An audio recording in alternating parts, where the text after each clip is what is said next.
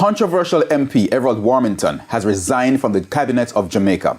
Mr. Warmington served as minister without portfolio with responsibility for works. His resignation follows his contentious comments to withhold resources from a PNP councillor-elect. But civil society also wants Mr. Warmington to take a step further and resign from the position of Member of Parliament. Andrea Chisholm has the details. Everald Warmington, the fiery Member of Parliament for South West St. Catherine since 2002, popularly known for not being warm to the media. He has shouted at reporters when called to address issues linked to his portfolio, told a journalist to go to hell during a live interview, and extended his middle finger when he did not want his picture to be taken. For the finger violation, he apologized. With the many incidents of bad behavior over the years, one contributor described Mr. Warmington as a national disgrace. He has even referred to MP Lisa Hanna as Jezebel and faced backlash when he indicated that opposition leader Mark Golding's skin color would be a hindrance to him becoming Prime Minister. If he wants to be Prime Minister, go back to England, Ireland, Wales or Scotland, but then beat andrewholness. I don't talk about color and race. They started it. Let me finish it. Now, Mr. Warmington was given a chance at redemption in April 2016 when he was appointed State Minister in the office of the Prime Minister. At his swearing-in ceremony, subtle warnings. Everyone in Jamaica knows Mr. Warmington, a very colorful and distinguished Member of Parliament. And you're called, Mr. Warmington, to serve at a time when young people and old people are looking for transformational leadership. I'm certain that Mr. Warmington would not feel offended if I were to say his personality is controversial. But Mr. Warmington, you are now a minister, not a free agent. You have to serve the people. And that is the essence of the ministerial appointment. You are now a servant of the people. That service was seemingly limited to some. There was public outcry when Mr. Warmington, as minister responsible for works, suggested that state funds would be withheld from PNP councillor-elect for the Old Harbour South Division, Dr. Kurt Wall. I'm a minister of work. I'm a member of Parliament. No PNP councillor going to spend my money. That statement was followed by an apology, but it was not enough. On Thursday, Prime Minister Andrewholness said he met with Mr. Warmington and at the end of the meeting, he received his resignation from the cabinet. Jamaicans for Justice reacted to the resignation. We are heartened by this, and we are grateful that the Prime Minister has in fact listened to civil society and the citizens. I tell you though that had he not acted in this matter, JFJ, we were willing to go all the way necessary to hold the Prime Minister to the fire, to have him act in a manner that is in keeping with the principles of good governance. I want to take it a step further, that I hope Mr. Warmington will do some introspection and offer his resignation, because our position remains that Mr. Warmington has made himself now unworthy of the House of Parliament. Yeah. Let me ask you, did you fire Warmington, or you demanded his resignation, or what? This what question keeps coming up. In our Westminster system, you know, once the Prime Minister, whoever the Prime Minister is, says, come, let's talk, you know what the position is. Our protocol, our convention is that once you're called in, you know, you say, Prime Minister, I offer. You don't wait until somebody says you're fired. And under that convention, it's a firing, it's a dismissal on the Westminster. Look, Everald is someone who has worked very hard in the party. Everald is known for his outlandish comments. I spoke with him. He's regretful. He sees the difficulty that it posed for the party. And in a deep discussion with him, he explained that Today, yes, and yesterday as well, which was a result of his press release. He explained, what happened and what led him to it. But as a minister, I think he understood. you had had one too many from him. As a minister, Yeah. you have to You had lost be confidence. very careful about your lost statements. confidence in him, As a didn't minister, he has to be very careful about his statement. You had lost confidence in him, didn't you? As a minister, Yes. I think as any minister, Yes. you have to be very careful about their statements. Are you going to be retooling Belmont Road now? Belmont Road, the retooling had started long before, but it definitely needs to be intensified. Yeah. So, me, I'm a very frank person. I'm not going to sugarcoat anything. Our supporters know, and the Jamaica Labour Party supporters are our greatest critics. If they don't feel comfortable, they are not going to vote in a fanatic way. And they did not come out. Precisely. 120,000 of So them.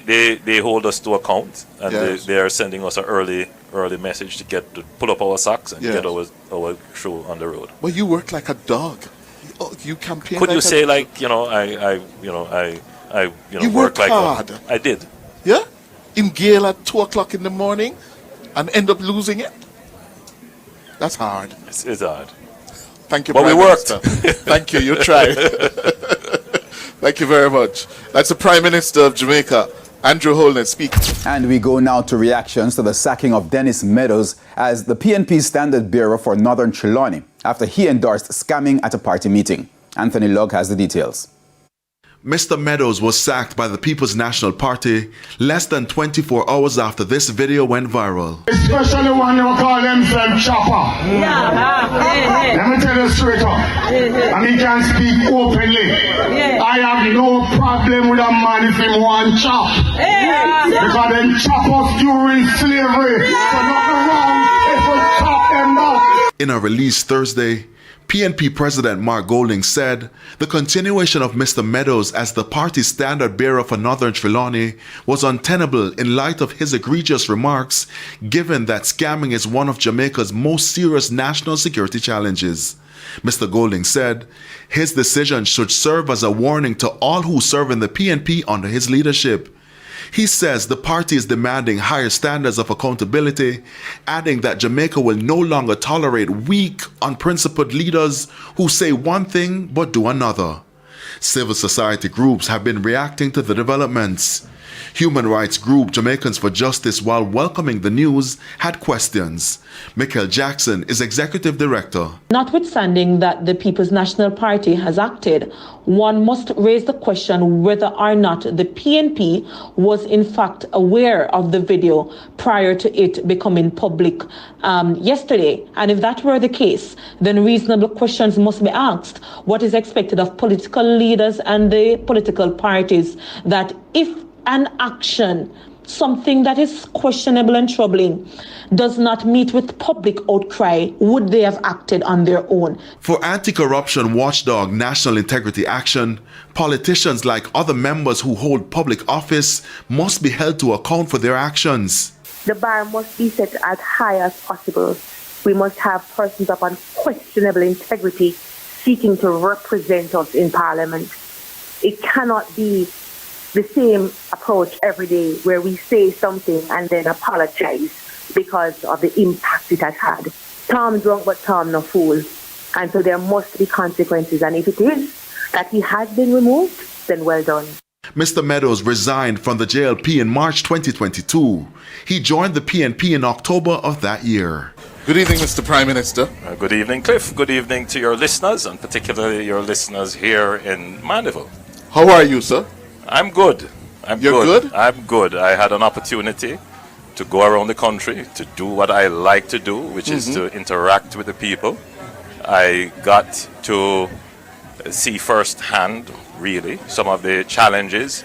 And it's always good to have this kind of interaction, particularly midterm, so that you have an opportunity to recalibrate policies where it is necessary. But you get an opportunity for people to vent. Yes. You know, Cliff, I'm going to write a book soon. Oh, I have to.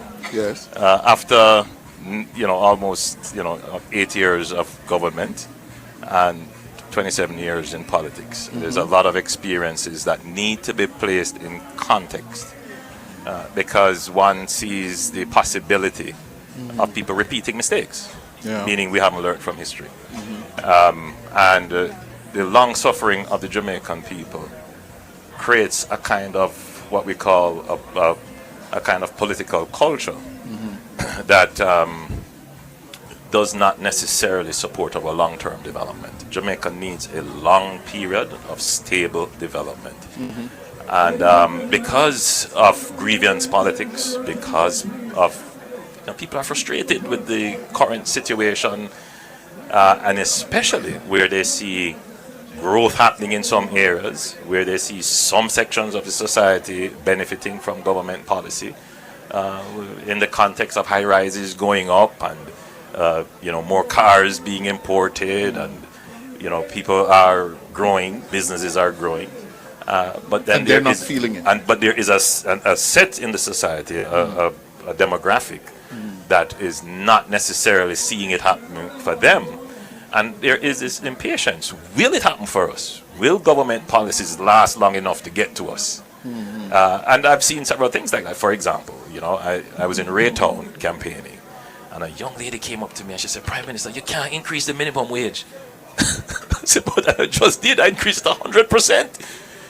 It tells you that, yes, it's 100%, but the wages were very low to start with, and then the inflation. Yes.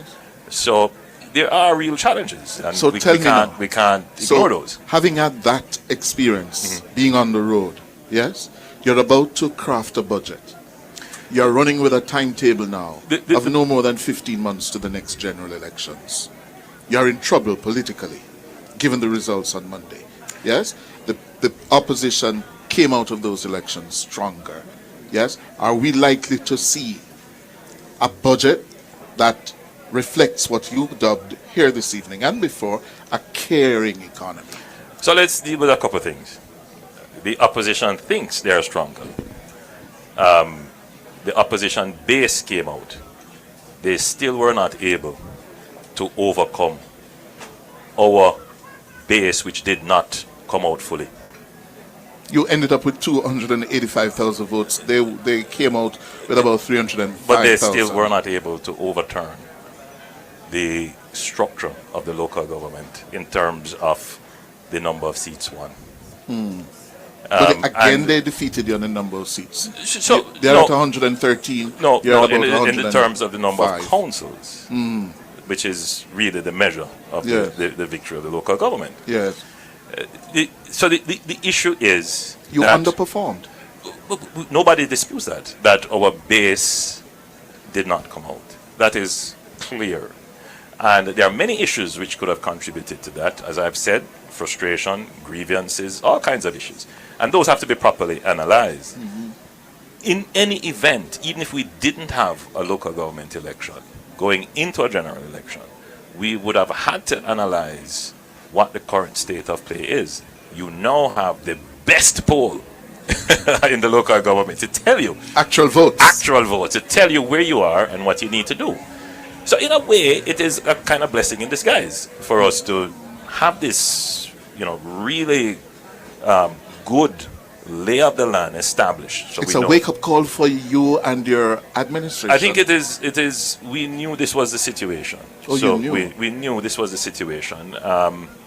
The issue now is, how do we increase the pace of delivery?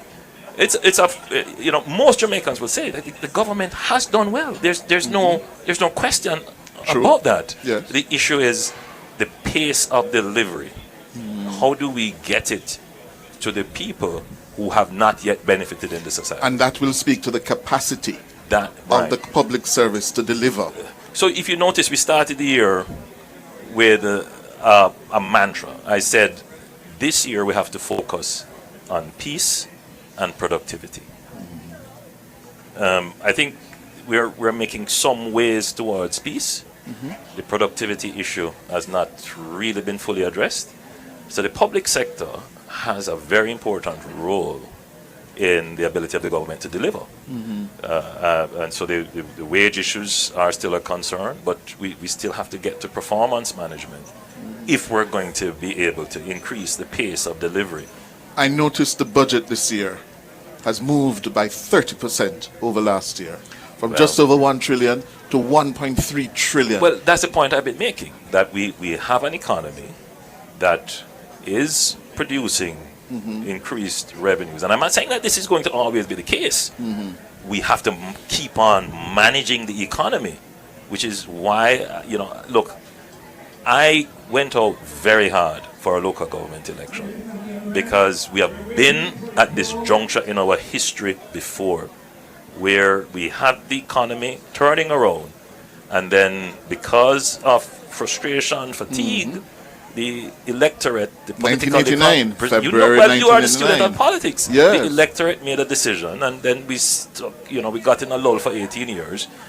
And it's, if people are quarreling about water and roads, really reflected on it and say, how long have you had this problem? In 90% of the cases, it's long before this administration, long before the other administration and the other administration. It is now that we are in a position to be able to deliver, to be able to truly address the problem. We have never had a program like the Spark program. The other programs, the Mid-P or JDIP, these are funds that we had to borrow. This is the first time we're able to take from our budget and say we're going to deliver. And that is being done. So for the people watching you yes, this evening, come next month when the budget. Look, why do you want me to tell you what my budget speech is right here? Well, give me the give him the budget speech will be read on the 21st. And there will be. I've been saying it. We have to build a caring economy. We knew this. This has been my statement long before. The frustrations are real. When you go across Jamaica, there are two stark things now. You're seeing lovely highways being built, but you're also seeing some terrible roads. That juxtaposition must create a sense of, the inequity and am I going to be left behind? Yeah. People may not believe government when we say, listen, it's coming to you. I want it now. And in a competitive political atmosphere, it is good fodder for an opposition to utilize. We know this. I'm getting the wrap-up signal. Yeah.